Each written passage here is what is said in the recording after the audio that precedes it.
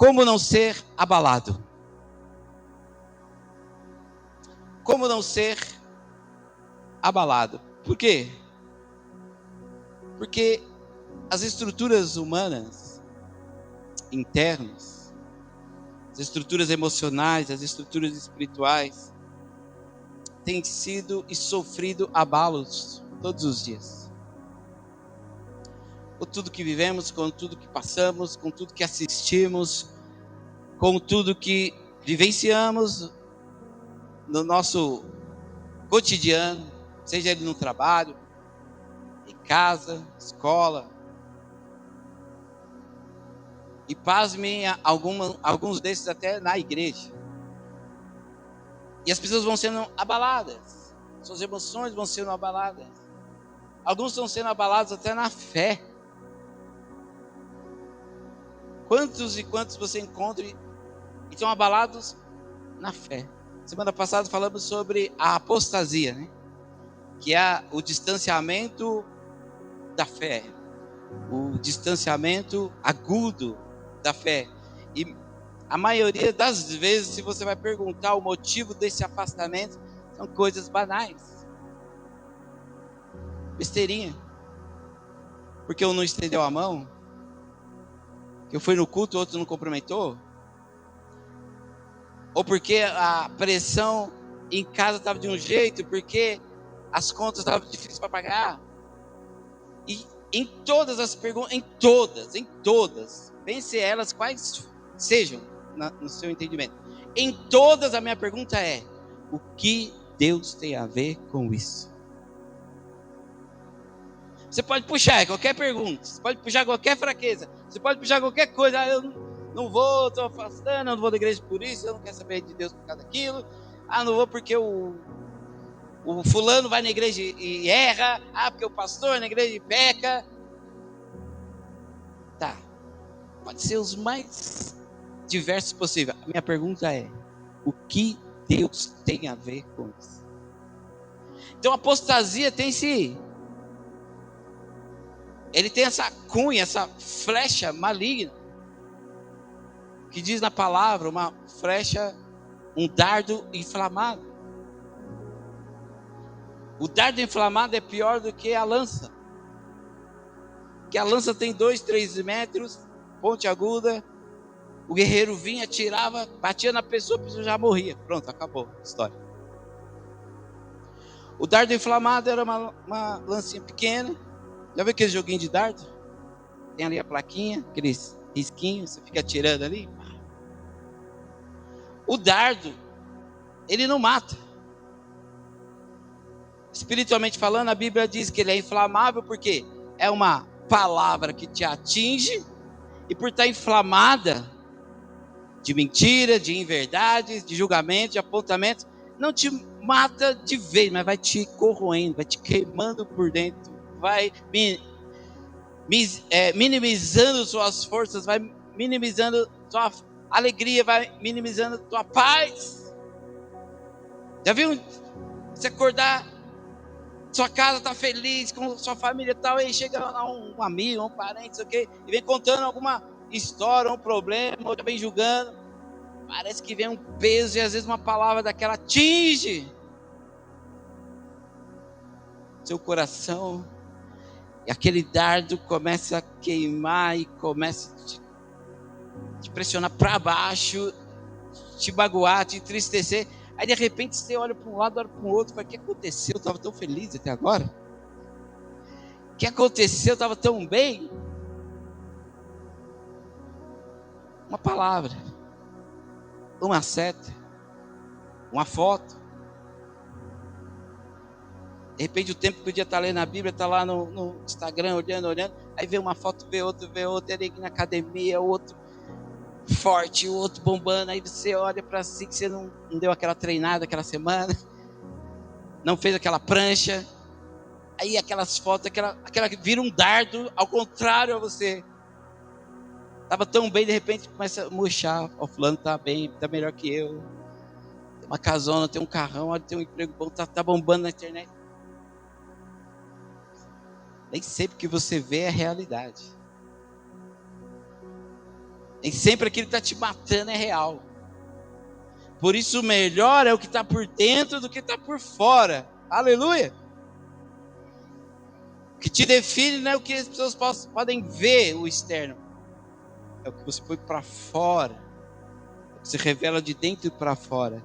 Esses dardos inflamados querem matar. Então, nós vamos refletir um pouco sobre esse tema. Entender que Deus já previa esses abalos. Deus já previa essas setas. Deus já previa que essas ondas de pressão viria. Aliás, ele disse assim, ó: basta cada dia o seu. Você já deixou claro assim, para cada dia vai ter uma pressãozinha. Para cada dia vai ter um abalo. Para cada dia vai ter, pode ser que você sinta ou não, mas para cada dia já tem. E qual é a ideia de Deus? Deus é cirúrgico, a palavra de Deus é firme, a palavra de Deus é pedagogia espiritual poderosa. Porque ele diz: basta cada dia o seu mal. Porque se você fica preocupado com o mal de ontem, você traz para hoje, aí já é 2.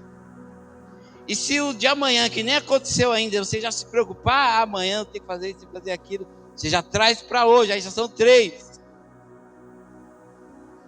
Como é que você fica? Cheio.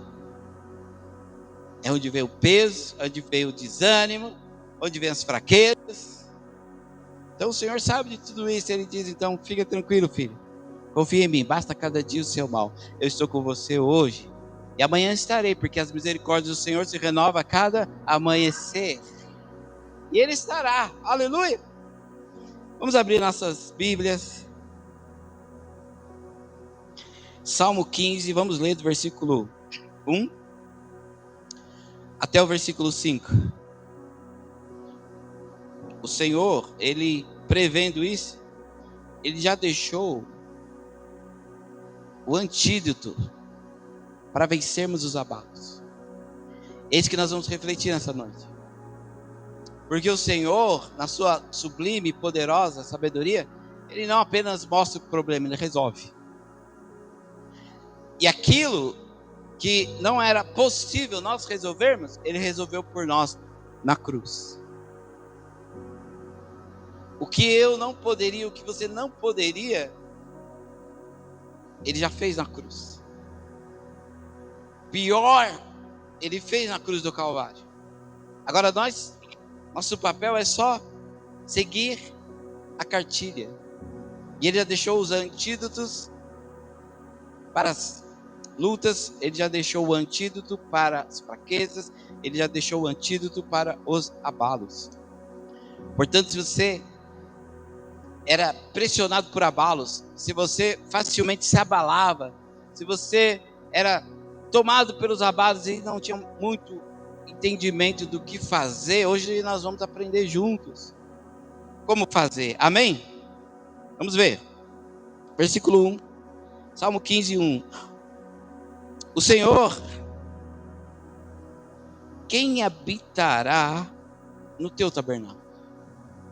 Quem morará no teu santo monte?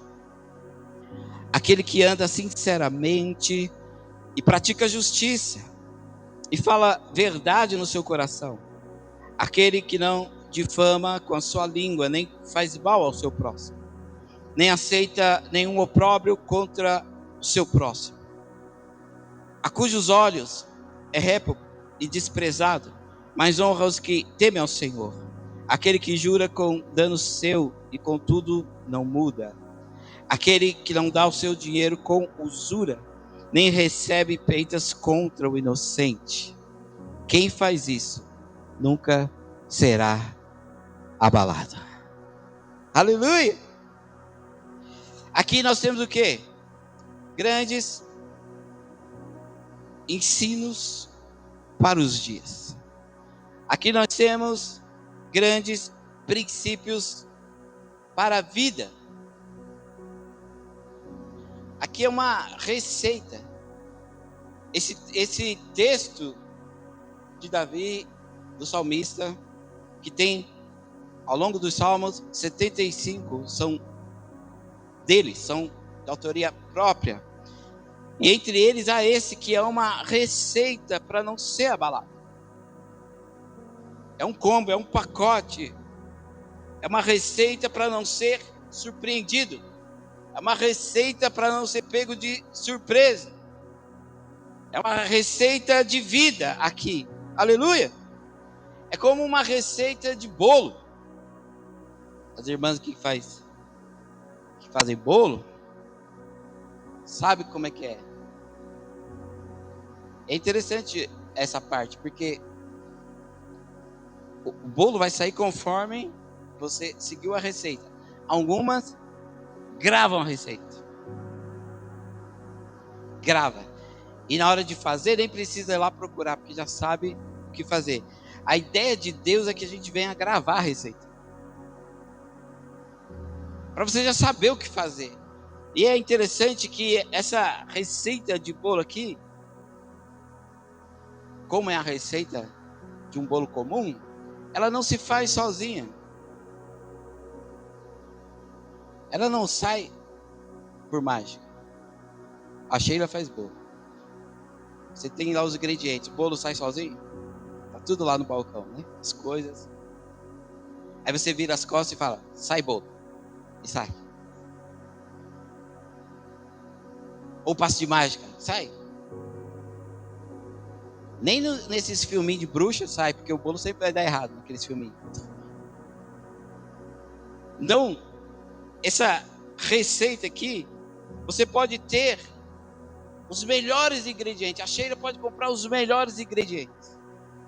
Seja na feira, no mercado, vai lá, compra as melhores coisas para fazer aquele bolo, aquela torta. Pode ser os melhores. Mas sem o manuseio dela, sem as medidas, sem a ação, não vai sair nada. Você tem a receita, mas você tem a medida. Você tem o manuseio e você tem a ação. E se isso não for completo, não vai sair bolo nenhum. Quanto eu estou entendendo? Não vai produzir nada certo. Não vai produzir nada bom. Não vai produzir nada que seja efetivo. Agora, se ela for lá no título de quem escreveu aquela receita, o nome de quem escreveu aquela receita, quem escreveu tem certeza que dá certo. Quem escreveu tem a prova, a convicção e a certeza que quem seguir, seja quem for, seguir aquela receita com as medidas, com os ingredientes certo, com a ação correta, a pessoa tem certeza que vai sair o bolo. Deus nos deu uma receita. Ele escreveu a sua palavra. Ele colocou aqui as medidas. Ele colocou aqui os ingredientes. E se a gente aplicar corretamente, se a gente aplicar com a medida, se a gente aplicar com ação, se a gente aplicar com entendimento, se a gente aplicar certinho, não seremos abalados. Você crê nisso? Aleluia! É tão interessante isso que é uma receita de vida. Você vai fazer um bolo de uma jornada com Deus. Você vai fazer um bolo de uma vida cristã que agrade a Deus e que seja instrumento de Deus na terra para o mundo, e você tenha paz e não seja abalado. Primeiro ingrediente, integridade. Segundo ingrediente, prática da justiça. Terceiro ingrediente, a verdade no coração. Que muitos já têm na língua, mas não tem no coração. E a língua é enganosa, segundo Tiago. A língua, segundo Tiago, diz que é um pequeno membro na boca que incendeia um bosque. Você sabe que a língua é tão ruim, porque às vezes a língua quer matar a gente? Eu não sei você, eu vou falar uma coisa aqui. Eu não sei você. Você sabe que às vezes quando a gente está escovando o dente, você aprende lá que o dentista fala que você tem que de vez em quando limpar a língua, né? Fala. Você já tentou limpar a língua e engasgou? Alguma vez na vida? Tentou lá escovar a língua e de repente, quase. Porque às vezes a língua quer matar a gente. Porque você quer limpar ela. Você quer limpar ela, quer te matar. Será que só eu passei por isso? Que vergonha. Alguém passou por isso? Você vai limpar a língua e parece que a escova passa da distância e parece que você vai rasgar. Porque você quer limpar a língua, mas ela quer te matar. A língua é perigosa. Então, uma das coisas da receita é a verdade no coração. Você pode falar uma verdade pela boca, mas ela tem que estar aqui. Ela tem que fluir de dentro. Que a boca fala que o coração está cheio. Então é melhor falar a verdade do coração. Outro ingrediente para não ser abalado. Uma conduta irrepreensível. Outro ingrediente para não ser abalado. A generosidade. A honestidade. Ser generoso. É ser generoso em todos os sentidos. Na contribuição, na oferta, não estender a mão, no auxílio a alguém, ajudar alguém a atravessar a rua, uma senhora, parar na faixa para uma criança passar, para alguém passar. É generosidade. Às vezes a gente fica bravo, porque você para na faixa para alguém passar, a pessoa está no celular e não vai. Você parou e estão te buzinando. Mas é o outro ali que está no celular, devia passar, né? Mas enfim, eu estou fazendo a minha parte, então faça a sua parte. Generosidade gera generosidade. E este combo de esses ingredientes, todos esses aqui, tem um nome.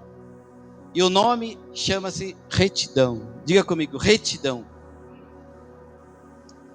A integridade, o domínio, a justiça, a verdade, ser irrepreensível, ser generoso, agir com... Tudo isso é um combo chamado retidão. É interessante a retidão porque a retidão é o produto final da aplicação para não ser abalado. Aquela cerejinha que você põe no final para não ser abalado. Retidão, a palavra, definição da palavra retidão é obediência aos princípios éticos, principalmente morais. É a obediência total. Retidão é isso.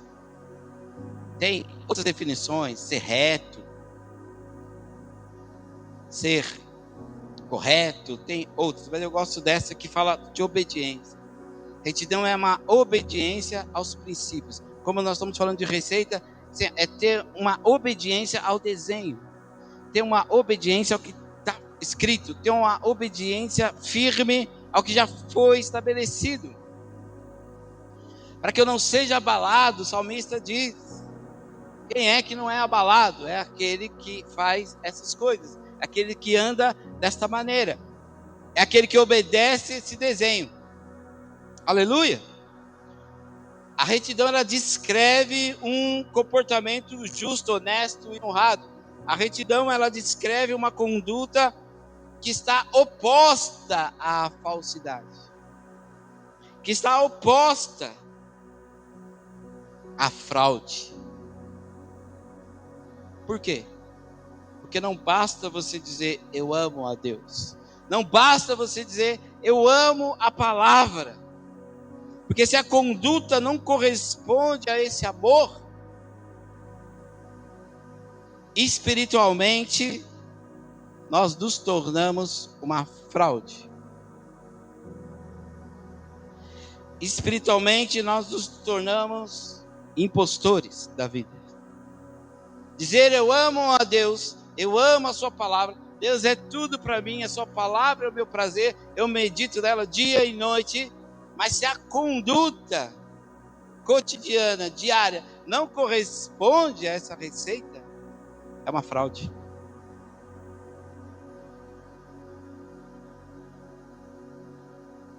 Estamos nos auto-enganando. E esse é um problema. Isso é ruim. Isso é tão sério, que a Bíblia mostra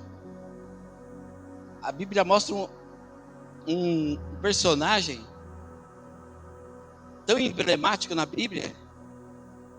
Eu vou trazer o erro e o contraponto. Olha que interessante. Isso é tão sério que o Judas ele teve o melhor pastor. O Judas ele teve o melhor mestre. O Judas ele teve o melhor líder de todos os tempos.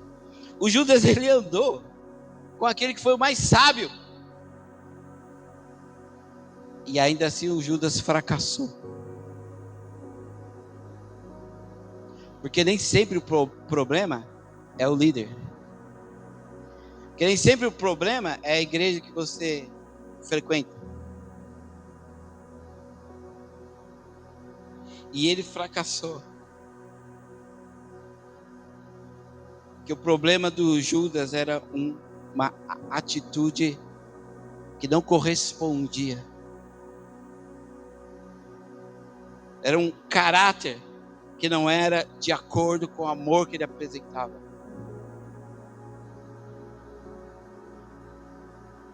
Talvez o problema seja da conduta incoerente com a expressão, com a fala, com a narrativa. Tudo isso é problemático. E por que o Senhor nos dá essa receita? E por que o Senhor nos mostra o caminho? Ele nos mostra porque nós não fomos chamados para fazer do nosso jeito. Nós não fomos chamados para fazer a nossa vontade própria. Nós não fomos chamados para ficar acomodados no nosso mundinho pessoal. Nós fomos chamados para a glória de Deus. Nós fomos chamados para realizar a vontade de Deus. Nós fomos chamados para habitar num ambiente de Deus. Aleluia! Jesus está no Getsemane, a coisa está ruim. Tudo conspira contra ele, o ambiente está azedando. Ele vai orar e fala: Pai, se possível for, afasta de mim esse cálice.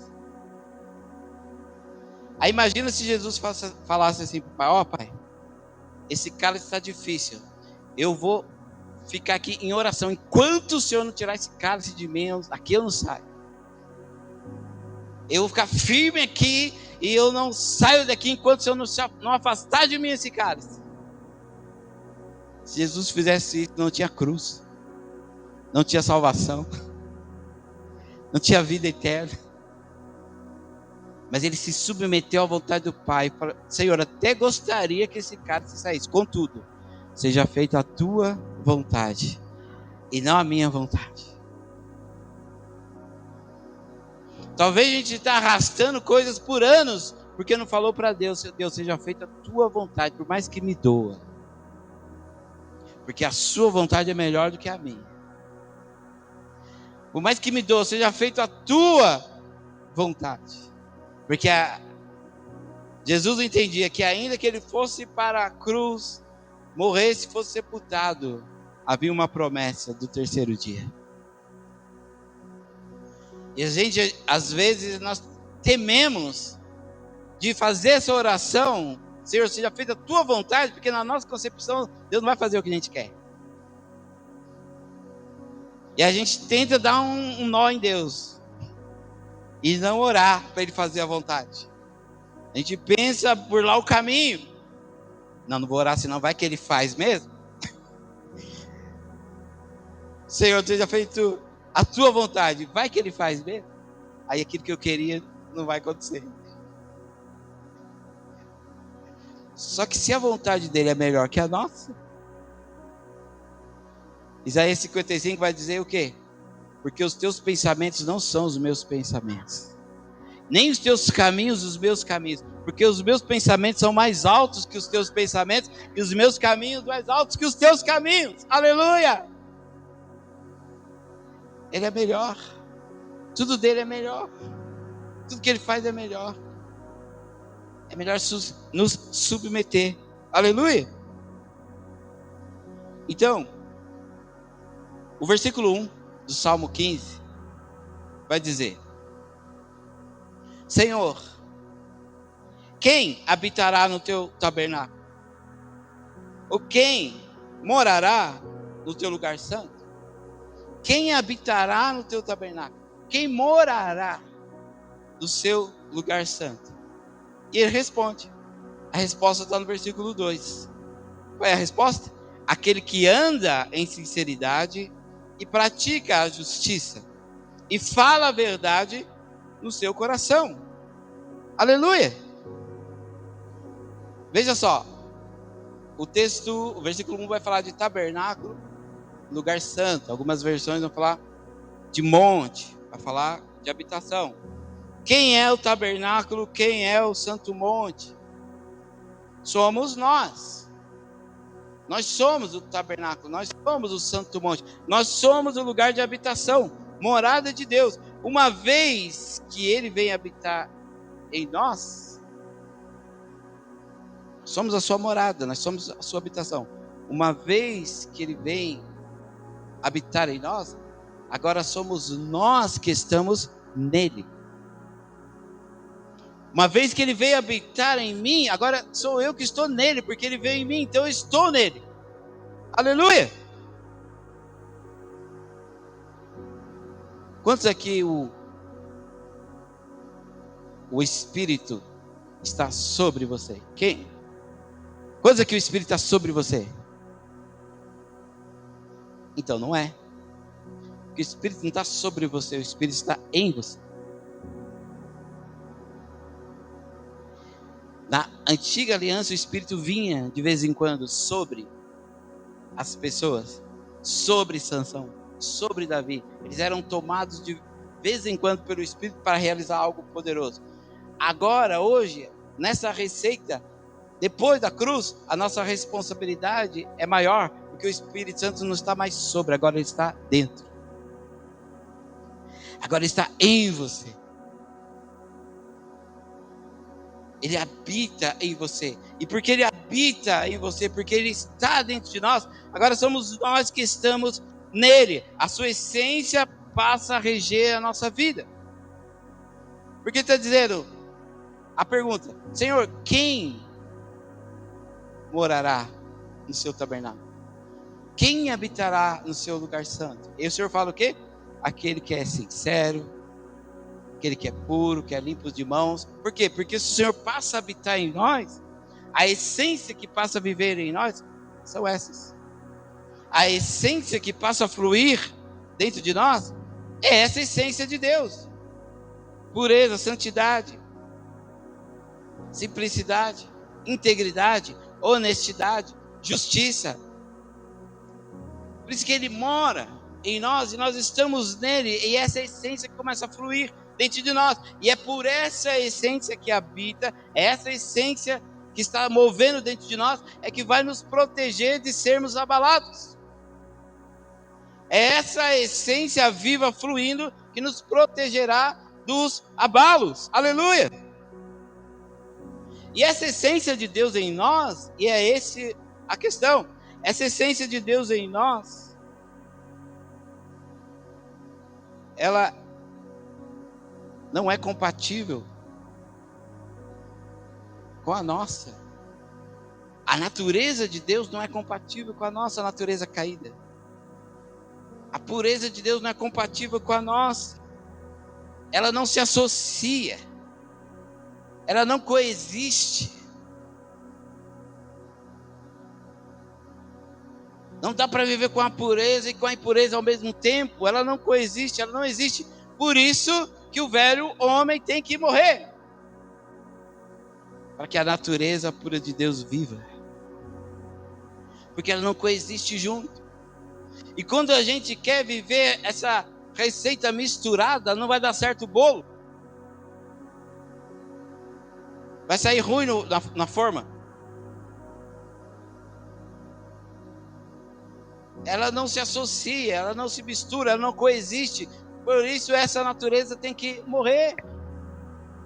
O apóstolo Paulo vai dizer: fazei morrer a vossa velha natureza, para que a nova, a natureza de Cristo, possa viver em nós. Quem habitará no teu tabernáculo, Senhor? Quem morará no teu lugar santo? Aquele que é sincero, que é limpo de mão, que é puro, que busca essa receita e quer viver nela. E quem viver nela não será abalado. Aleluia! Porque aquele que vai viver em você vai te proteger dos abalos. A natureza é transformada. A natureza é modificada. A natureza de Deus, exposta no versículo 3 ao 5, vamos ler? Diz o texto: aquele que não calunia com a sua língua, nem faz mal ao seu vizinho, nem dedica a censura contra o seu vizinho, em cujos olhos uma pessoa é vil e desprezada, mas ele honra aqueles que temem ao Senhor, aquele que jura para sua própria ofensa e não muda, aquele que não retém seu dinheiro por usura, nem recebe recompensa contra o inocente, aquele que faz essas coisas, nunca será abalado. Aleluia!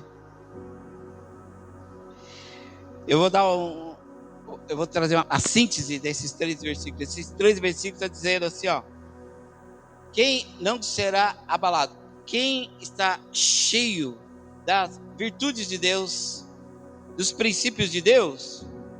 Primeira coisa, ele não difama com a sua língua. Segundo, ele não deseja o mal do próximo. Essa coisa é tão sutil. Você já acordou um dia que você não está muito crente? E foi para a rua trabalhar? Porque tem dia que a gente não está muito crente não, cuidado, hein? Por isso a primeira coisa que tem que fazer é orar, buscar Deus de manhã. Senhor, me enche da sua graça, me leva para o meu trabalho. Já parou para... Eu já vi isso acontecer no trânsito, na real. O cara sai, tá até com louvor bem alto, mas alguém vem e dá aquela cortada neles, no trânsito. Passa com tudo. Aí você andou 100, 200, 300 metros, tá lá no semáforo, o fulano tá ali, ó. Aí você fala, tá vendo? Não adiantou nada, seu cabeção. Mas na verdade lá no fundo tá desejando o mal. É difícil? É difícil, por isso que a nossa natureza tem que morrer. Para que a de Deus flua viva, porque talvez por pequenas medidas erradas, o bolo não dá certo. Nem cheiro. Coloca menos fermento no negócio lá. Vai virar. Hein? Pode. Ou põe demais uma coisa que tem a medida de cada coisa da vida. Da oração, dobrar o joelho, de clamar, tem a sua medida para você se encher. E aquilo que é a nossa natureza carnal, humana, que ainda está em nós, Paulo diz assim, quem me livrará do corpo dessa morte? Mas ele diz, ainda que o meu exterior se corrompa, contudo no meu interior vai crescendo de glória em glória. Ele está dizendo, sim, somos falíveis, mas dentro eu quero essa receita pura, santa, para me guardar, para me proteger. Eu tenho que engolir seco. Tenho vontade de xingar, mas não vou xingar, tenho que engolir. É isso que fala de dar outra face. É isso que fala de andar a segunda milha. É isso que a Bíblia fala, se alguém pedir uma capa, dá logo 2. Na prática é isso, dá vontade de xingar, mas não vou xingar. Dá vontade de brigar, mas eu vou abençoar. Deus te abençoe. Vai na paz. Vai com Deus. Alguns, ao invés de dizer Deus te ilumine, diz Deus te elimine. Mas Deus não vai eliminar você. Você precisa Orar e clamar, Senhor, muda pensamento, muda comportamento, muda, Senhor, e muda eu primeiro. Aleluia.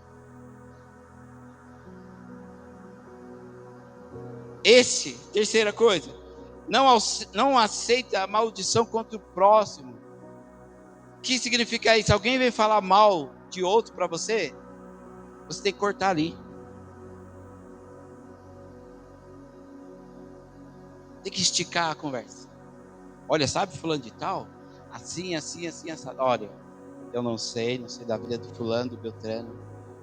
Então não fala comigo, porque eu não vou poder corresponder, porque eu não conheço. E se a gente não atentar para isso, a gente vai fazer o quê? Ah, é? Ele é assim mesmo? Ele fez isso? Meu Deus. Ah, ela fez assim? Meu pai. Você está esticando o negócio. Você está aceitando a maldição contra o outro. Você está ampliando a maldade. Tem que morrer em você o negócio. Você tem que cortar ali. Não é assim que o bombeiro faz quando está pegando fogo na mata? Ele vai na frente do fogo e raspa o chão para que o fogo não continue para frente. Ele apaga ali. Às vezes não é nem a água que apagou o fogo, mas é a limpeza do caminho. Por isso Jesus fala, eu sou o caminho, eu sou limpo. Quando a gente bebe de Cristo, a gente tá aqui para limpar o caminho. A coisa está pegando fogo, a gente está limpando para que não incendeie mais. Aleluia! As pessoas estão indo para o inferno, para o lago de fogo e enxofre. Qual é o nosso papel? Limpar o caminho para não incendiar mais gente. Aleluia! Eu sei, a mensagem do reino não é simples, não, é dura. Quarto ponto. Terceiro é que não aceita maldição contra o próximo. E o quarto é não tem olhos acusadores, nem julgadores. A Bíblia diz que os olhos são a janela da alma.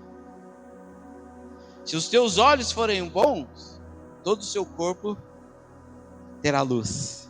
Mas se os teus olhos forem mal, todo o teu corpo será tenebroso. Pode se arrumar, pôr a roupa de grife, comprar um tênis lá com Nicolas de marca. Você está impecável, perfuminho assim, ó. Beleza. Mas se seus olhos forem maus, você está em trevas. Está totalmente em trevas. A Bíblia diz que havia um rico numa mansão, numa casa feliz da vida, mas tinha um mendigo do lado de fora chamado Lázaro. Ficava ali na porta dele querendo alguma coisa, querendo um alimento, uma ajudinha. Para sintetizar, a Bíblia diz que os dois morrem. Só que o rico vai para o inferno. E o mendigo, que não tinha beleza nenhuma, externamente falando, foi para o seio de Abraão. E de lá, o que estava no inferno gritava: Pai Abraão. Esse Lázaro estava na casa dele pedindo alguma coisa para beber, para comer. Ele não deu, e acontece isso. Agora ele está lá no inferno e o mendigo está no céu. E esse que não deu nada para o mendigo, olha para cima e fala: Pai Abraão, peça que Lázaro molhe a ponta do dedo na água e me dê, que eu estou aqui queimando. Aí a Bíblia vai dizer que o Senhor diz assim: olha, nem ele pode ir aí, nem você pode vir aqui. Aí o rico pega e fala assim: então, pelo amor de Deus, avisa meus parentes para mudar de vida, para andar direito, porque senão eles vão vir para cá nesse lugar terrível. E é interessante que a palavra vai dizer assim: o Senhor vai dizer para eles, ó, não tem como avisá-los. Eles têm Moisés e os profetas e os salmos. O que significa eles têm Moisés, os profetas e os salmos? Porque no tempo dessa parábola que Jesus ensinou, o que eles tinham de Bíblia? Eles só tinham o Velho Testamento. E o Velho Testamento não era chamado de Velho Testamento e Antigo Testamento. Era chamado Moisés, os profetas e os salmos. Era chamado a lei, os profetas e os salmos. Era a Torá. Era a única coisa que eles tinham. E o Senhor dá essa resposta. Ah, você não quer que eles venham para cá? Então que eles consultem a receita. Você não quer que eles venham para cá? Para esse lugar ruim, onde você está? Que seus parentes então consultem a receita. Quer dizer que depois não tem mais jeito. É aqui e é agora. É aqui e é agora que eu devo obedecer a receita. É aqui e é agora que eu devo que andar nos princípios. É aqui e é agora que eu devo obedecer as medidas. Obedecer aos ingredientes. Colocar o ingrediente certo. Viver da maneira correta. É aqui e agora. Ou seja, quem tem a essência de Deus não tem tempo para as outras coisas. Quem tem a essência de Deus não tem tempo para essas coisas. Para falar mal, para fofoca, para julgar, para apontar, para falar. Não tem. Porque tem uma cartilha, tem uma receita, tem algo mais profundo. Tem algo de valor eterno para buscar. Aleluia. Não tem tempo para buscar coisa que não edifica, que não vai levar em nada. Só vai atrapalhar o bolo. Quem tem a essência de Deus está ocupado com a receita. Quantos estarão ocupados com a receita aqui? Aleluia. Absorva isso essa noite. Quem tem a essência de Deus está ocupado com a receita. Está ocupado com as medidas. Está ocupado com a palavra. Eu já falei aqui, diante de tantas formas de leitura da Bíblia, de estudar, de fazer devocionais, eu gosto de ler mensalmente os provérbios. Porque tem 31 capítulos, você pode ler um por dia, dá um mês. No dia que tiver 30, você lê 2. Aí começa de novo. Mas não é que você vai parar nisso, é só um trilho. É só um trilho. Você saber que todo dia você pode buscar. Tem uma motivação. Capítulo 1, hoje é dia 1º. Dia 2, capítulo 2. É só um princípio. Mas fora isso, vai ler o livro inteiro. Eu costumava ler a Bíblia anualmente. Depois eu fui achando outros meios, outros modos. Agora eu consigo em 6 meses. Mas só que isso não quer dizer nada. Pode ler a Bíblia até 2 vezes por ano, mas se a vida não corresponde à verdade,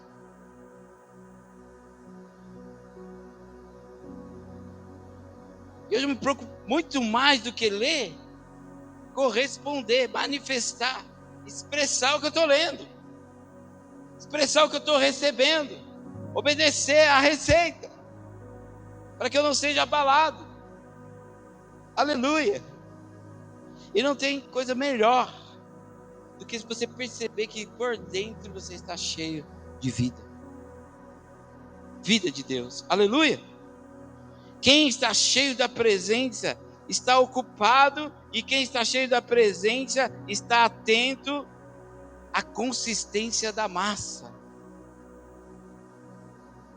Quem está lá fazendo um bolo, tem a massa, está atento à consistência. Alguns batem com como chama aqui? Batedeira. Essas irmãs sabem. Alguns fazem a massa com a batedeira, mexe ali.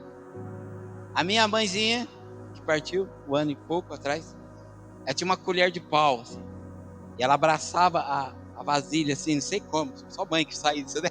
Ela abraçava assim, a vasilha, e conversando e tomando café e a colher de pau. E a gente ficava esperando ela colocar a massa na forma para sobrar ali, e a gente no dedo. Só eu que passei por isso. E ela mesmo conversando, tomando café e ali abraçada com a vasilha, mexia, ela estava atenta à consistência. Estava atenta à consistência da massa. Quando você está cheio da presença, da essência de Deus, você está atento à consistência da sua vida em Deus. Você vê que está ficando muito rala, muito mole. Opa, deixa eu engordar o caldo aqui, deixa eu orar, dobrar o joelho, buscar a presença. Fica atento à consistência. Aleluia. E quando é pão, é muito interessante o pão. Faz o pão, aperta aqui, aperta dali, põe o fermento. E você já não coloca no forno. Você tem que colocar num lugar para... É o que a palavra diz. Descansa no Senhor. Você o busca, você ora, você lê, você entra na presença e depois descansa. É interessante que a vida com Deus você cresce descansando. A vida sem Deus tem que... O ímpio tem que ralar, fazer isso, enganar, dar nó nos outros, mentir, fazer um monte de coisa. O cara fala uma mentira, aí tem que falar outra para confirmar aquela. Aí tem que falar uma terceira para confirmar a do meio. Aí lá tem que falar uma quarta para confirmar aquela primeira. Imagina uma luta quando vai dormir. Meu Deus, menti, vou encontrar com as 4 pessoas ao mesmo tempo, e agora? É uma luta. Receita atravessada, receita toda torta. Enquanto com Deus você busca, o Senhor fala, descansa. E a massa cresce. Em Deus você cresce descansando. Aleluia. Quem está cheio da presença, não só está atento à massa, mas está também atento com o tempo. Você põe a massa para descansar, vai ter o tempo. Ou então coloca o bolo no forno, mas tem o tempo. Eclesiastes 3, tudo tem o seu tempo determinado. Há tempo para todas as coisas. Aleluia. Você precisa estar atento ao tempo. Quem tem a essência, quem está cheio de Deus, é o tempo. Quantas vezes disseram para Jesus, Senhor, por que não faça isso? Por que não faz aquilo? Jesus diz, ainda não é chegado o meu tempo. Naquele casamento em Caná da Galileia, ele chega, acaba o vinho e a mãe fala, filho, acabou o vinho. Ele fala, que tenho contigo, mulher, acabou o vinho. Não é chegado o meu tempo. 3 minutos depois ele faz o milagre. Mas por quê? Porque não é do jeito que eu quero, do jeito que Deus quer.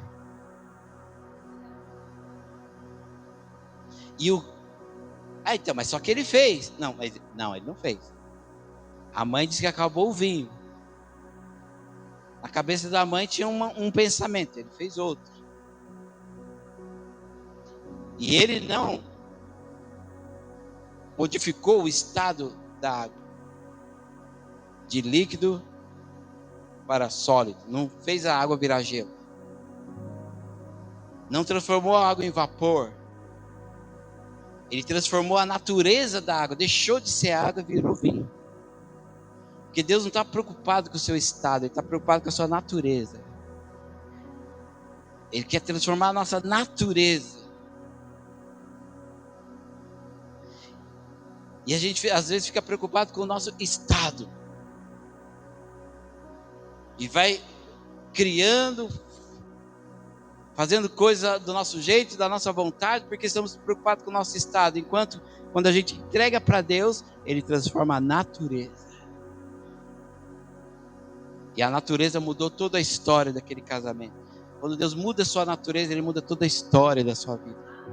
Quando Deus toca na sua natureza, Ele muda a história do seu relacionamento, muda a história familiar, muda a história dos seus planos, do seu trabalho, dos seus sonhos. Ele muda porque Ele muda a natureza das coisas. E quem está andando nessa receita, quem está andando nisso, está atento ao tempo, está atento ao crescimento, não tem tempo para perder. Está atento para tirar e para viver, para desfrutar. Quando tira o bolo, ou pão, e coloca na mesa, você vai sentar-se à mesa com a família e vai desfrutar. O Senhor diz assim, ó: eis que estou à porta e bato. Se alguém abrir a porta, eu entrarei e cearei com ele e ele comigo. Deus está desejoso que a gente respeite a receita, que a gente ande nesses princípios, que a gente ande nessa verdade. A receita vai funcionar, o pão vai ficar pronto e o pão vai ser servido e nós vamos nos alimentar do pão. E o pão é o próprio Deus. Ele diz: eu sou o pão vivo que desceu do céu. Quando você está vivendo nessa receita, você está edificando o pão vivo em você, o pão vivo na sua vida, e você pode desfrutar dele, e você pode manifestar essa vida, e pode distribuir desse pão para quem está na mesa à sua volta, que você se alimenta dele todos os dias, você está com ele todo o tempo, você está ali manuseando, trabalhando, a sua ação é em relação a esse pão, e ele está fortalecendo você, ele está edificando você, ele está purificando você, ele está transformando você, logo você não será abalado. Aleluia! Eu creio. O evangelho é um evangelho de renúncias. O evangelho é um evangelho de entrega. Deus está mais interessado nas renúncias do que as conquistas. Por quê? Porque ele já conquistou. Na cruz, ele já nos deu a vitória. Na cruz ele já nos deu a conquista. Agora ele está mais preocupado com as renúncias para que eu possa desfrutar da conquista. Muitas coisas deixamos de viver e experimentar daquilo que o Senhor conquistou na cruz, porque nos falta renúncia. Porque ainda a nossa receita está misturada. E é incompatível a essência de Deus com as coisas dessa vida. Não coexiste no mesmo lugar. Deus está interessado em que você desfrute e viva o melhor dele. Mas misturado não dá. Então não é Deus que não quer dar. É Deus aguardando que nós venhamos a nos alinhar. É Deus aguardando que possamos nos alinhar com ele para desfrutarmos dele. Aleluia!